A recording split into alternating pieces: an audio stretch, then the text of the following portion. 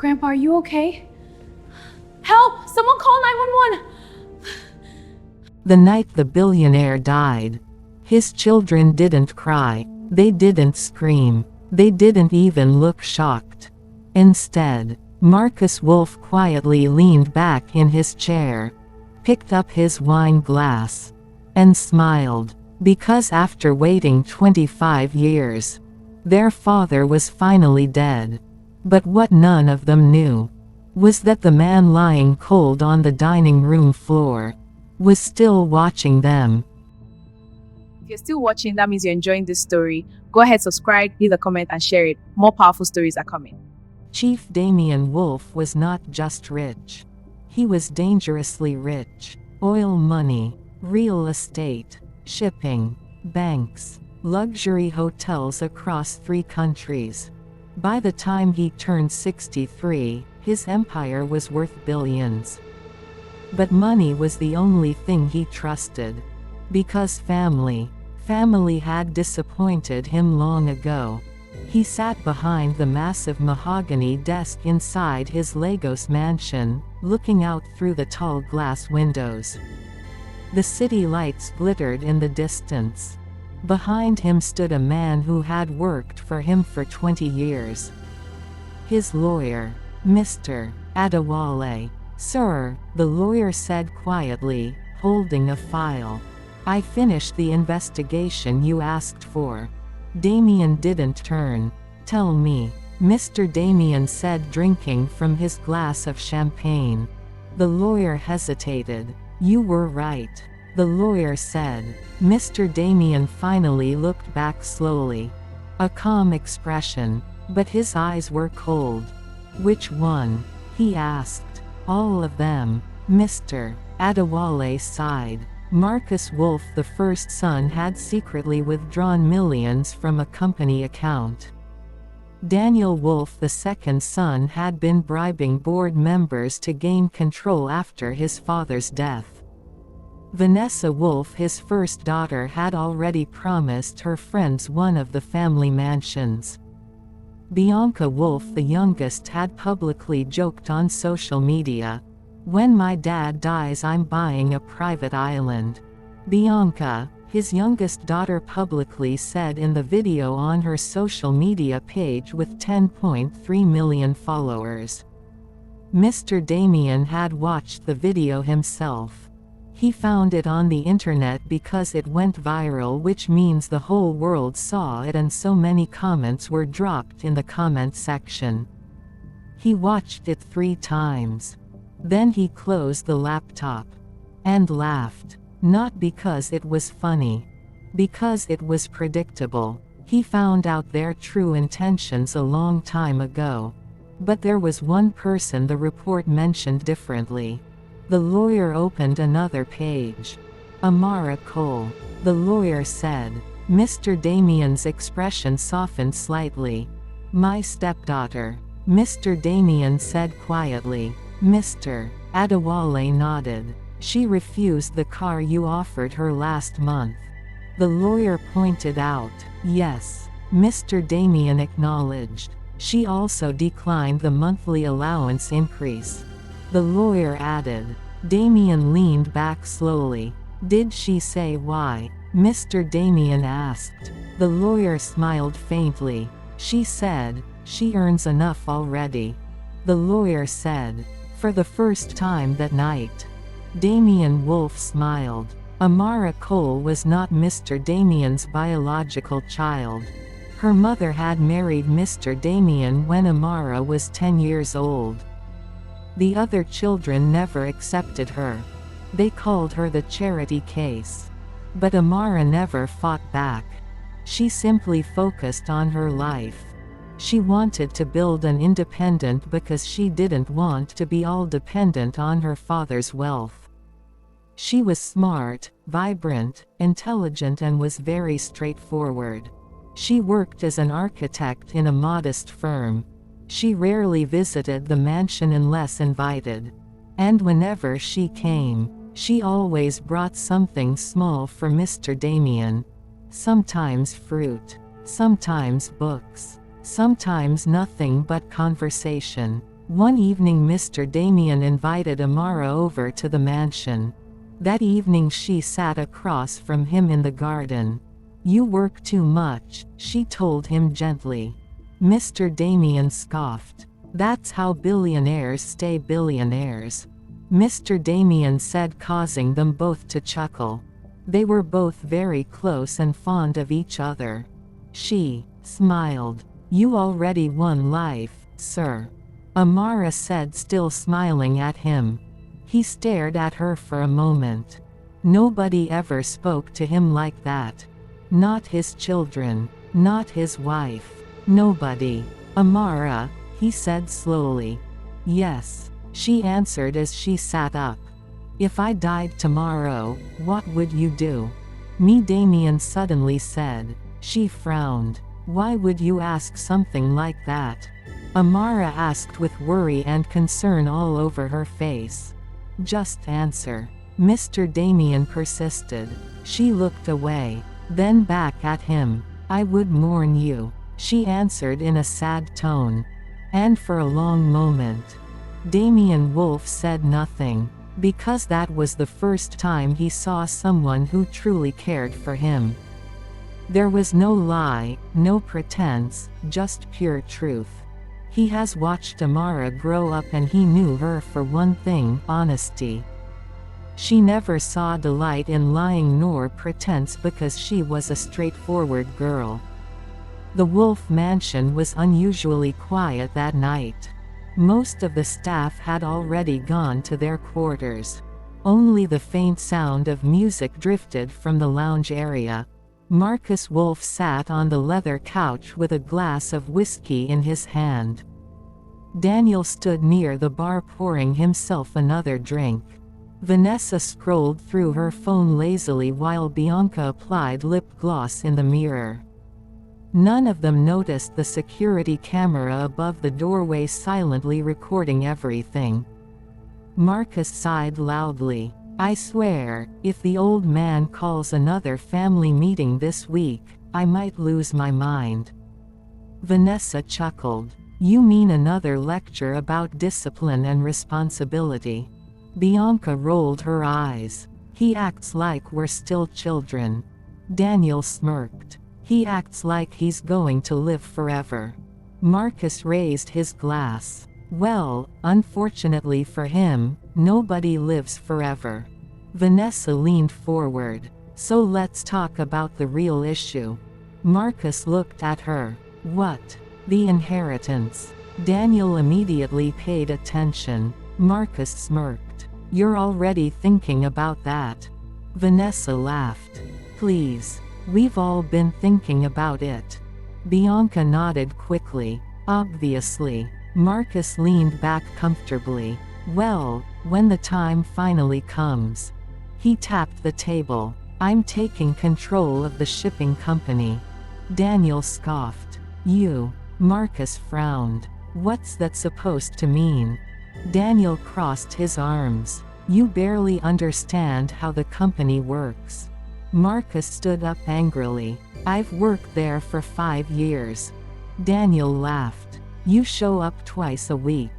Vanessa interrupted. "Boys, relax." She leaned back confidently. "The real assets are the properties." Marcus turned to her. "What properties?" Vanessa smiled slowly. "The Abuja mansion. The beach house. The London apartment." Bianca clapped excitedly. "Yes. I want the beach house." Marcus shook his head. "You people are thinking too small." Daniel looked at him suspiciously. "What do you mean?" Marcus lowered his voice. "The banks." Everyone went quiet. Vanessa blinked. "The banks." Marcus nodded. "Dad's bank network is worth billions." Daniel's eyes narrowed. "So you want the companies and the banks?" Marcus shrugged. "First son privileges." Bianca burst out laughing. "You're so greedy." Marcus raised his glass again. "Better greedy than stupid." Just then footsteps approached. Amara walked into the lounge. She had just arrived at the mansion and overheard the last part of their conversation. "What are you all talking about?" The room immediately went quiet. Vanessa rolled her eyes. "Nothing that concerns you." Amara looked around at them. "You're talking about his money, aren't you?"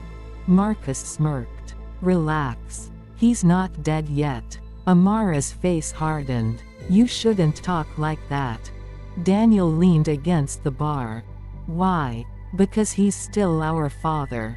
Marcus laughed loudly. "Your father maybe." Vanessa added coldly. "You're just the stepchild." Bianca smirked. "The guest who never left." Amara took a slow breath.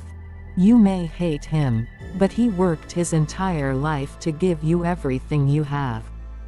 Marcus walked closer. "Oh please. He worked his entire life controlling everyone." Daniel nodded. "You think he cares about us?" Vanessa crossed her arms. "He only cares about power." Bianca shrugged. "And money." Amara shook her head. "You're wrong." Marcus laughed again. "No, Amara, you're the one who's wrong." Then he leaned closer and said something cruel. "The only reason you defend him is because you hope he puts you in the will." The room went silent. Amara stared at him in shock. "I don't want his money." Marcus scoffed. "Sure." She looked at each of them slowly. "I just want you to appreciate him while he's still alive." Vanessa stood up. "Why should we? He never appreciated us." Daniel added quietly. "He raised us like employees." Bianca grabbed her phone again. "Honestly, I'm just waiting for the day everything becomes ours." Marcus raised his glass again. "To freedom." Everyone except Amara laughed. Amara shook her head in disappointment. "You're all unbelievable." She turned and walked out of the room. But what none of them realized was that someone else had heard everything. Upstairs, in the dark hallway overlooking the lounge, Chief Damian Wolfe stood silently. He had heard every word. Marcus's greed, Daniel's schemes, Vanessa's entitlement, Bianca's impatience, and Amara defending him. His expression remained calm, but inside his mind, something had finally settled. He turned slowly and walked toward his study. Inside the room, his lawyer Mr. Adewale was waiting. "Did you hear them?" the lawyer asked. Damian nodded once. "Yes." "And now?" the lawyer asked. Damian sat down behind his desk. Then he said something chilling. "Prepare the plan." The lawyer looked at him carefully. "You're really going to do it?" Damian opened a small locked drawer. Inside was a medical file. A carefully prepared strategy. A plan that would fool everyone. Even doctors. He closed the drawer slowly. "Yes." Then he looked out the window at the mansion lights. "If my children are waiting for my death, then I will give them one." 3 days later, the entire family gathered for dinner. The mansion dining hall glittered under golden chandeliers. The table was filled with expensive dishes. But the atmosphere was tense. Marcus leaned toward his sister Vanessa. "Did the old man call you here too?" he asked her. Vanessa nodded. "He said it was important."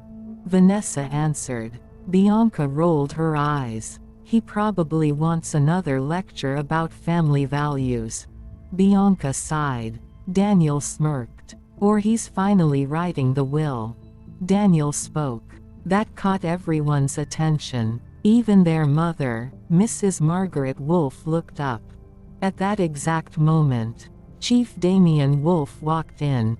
The room went silent. He sat at the head of the table slowly. His gaze moved across each face. Marcus, Daniel, Vanessa, Bianca, and finally, Amara. "Eat," he said simply. Dinner began quietly. Then suddenly Chief Damian spoke. I've been thinking about my legacy. He started. Marcus straightened. Daniel's eyes sharpened. Vanessa stopped eating. Bianca grabbed her phone discreetly under the table. One day, all of this will belong to someone else.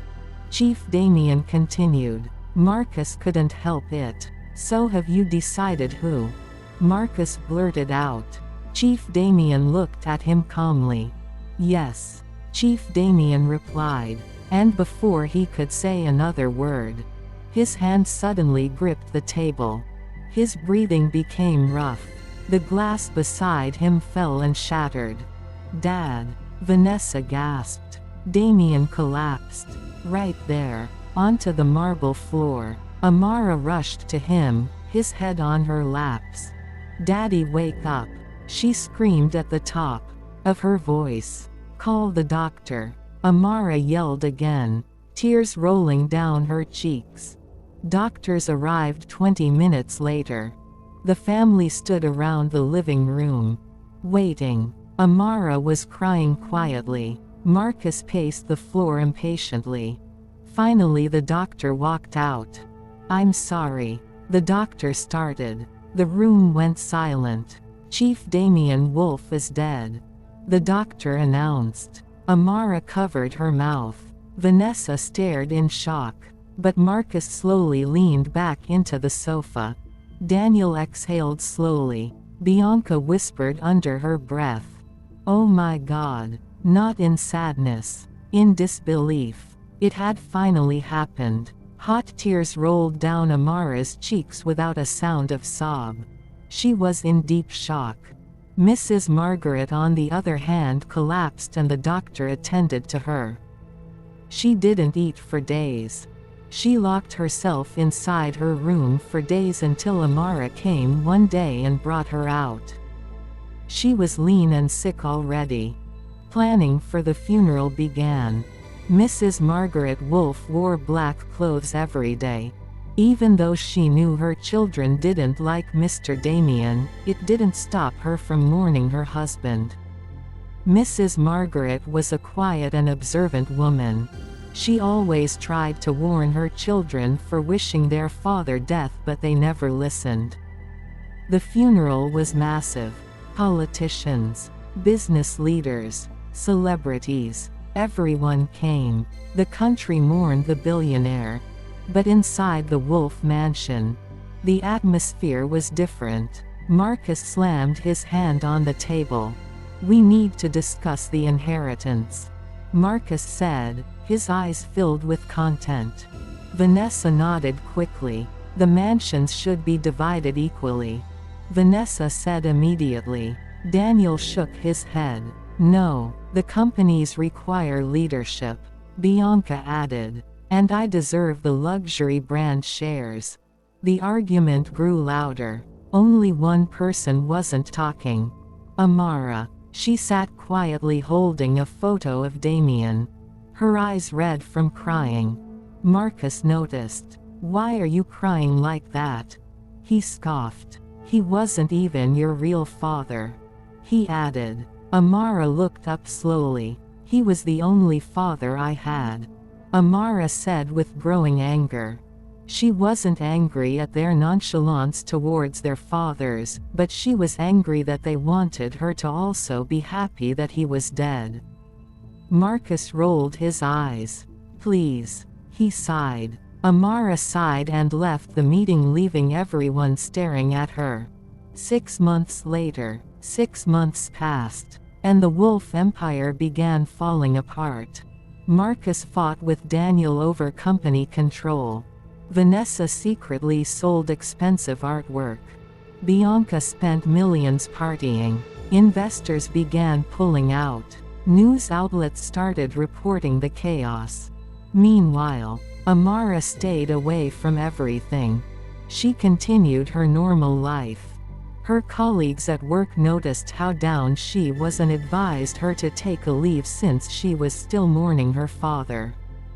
But Amara refused. I'm fine. I will definitely heal from this, she would always tell them. One morning, Mrs. Margaret called Amara to the mansion.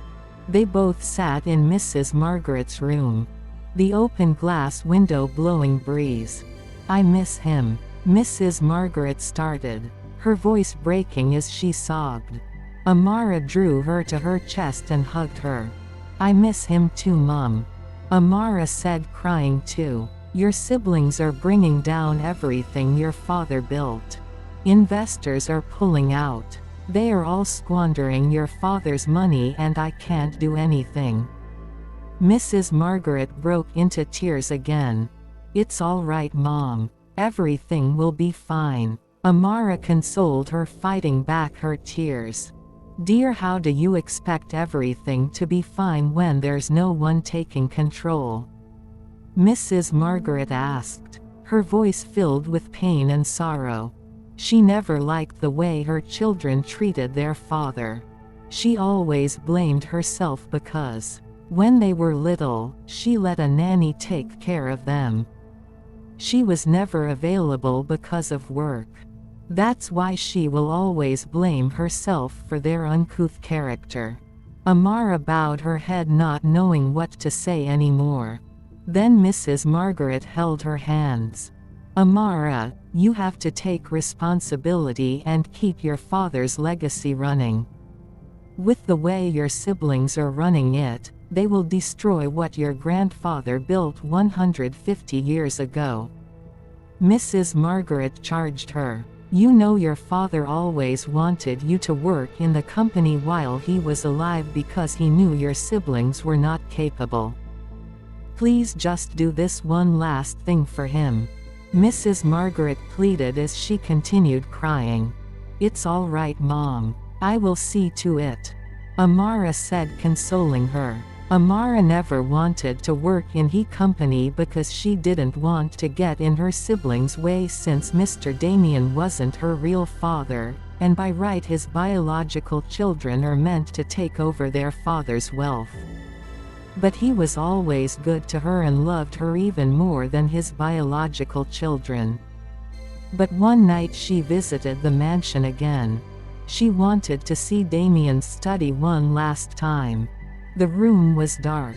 Dust had begun collecting on the shelves. She missed him so much. He was her advisor, her counselor and her best friend. He was more of a father than her biological father. Her father left her and Mrs. Margaret when Amara was just 5 years old. Mrs. Margaret suffered and hustled her way out to provide for Amara. It was during one of the days she was hawking sachet water as usual under the hot scorching sun of Lagos that Chief Damian saw her and bought from her. He grew interest in her and started buying sachet water from her every day. He was consistent until one day he opened up to her. At first Mrs. Margaret was sad because she already had a daughter from her previous marriage. But Chief Damian didn't mind. He started visiting them with gifts for Amara, and that was how he came into their lives. Amara wiped her tears, looking round at the room with different thoughts going through her head. She walked slowly to his desk and whispered softly, "I miss you." Then suddenly, a voice answered, "You're the only one who does." Amara froze. Her heart stopped. Slowly, she turned around. Standing in the shadows, alive, watching her, Chief Damian Wolfe. Amara staggered backward in shock. Her palm ran cold. You're dead," Amara stuttered, eyes wide open in shock. Chief Damian stepped forward calmly. "No," his deep baritone voice said. His voice was quiet. "But now I know who my real child is," he added. The door behind them slowly closed. And the billionaire who buried himself alive finally revealed the truth.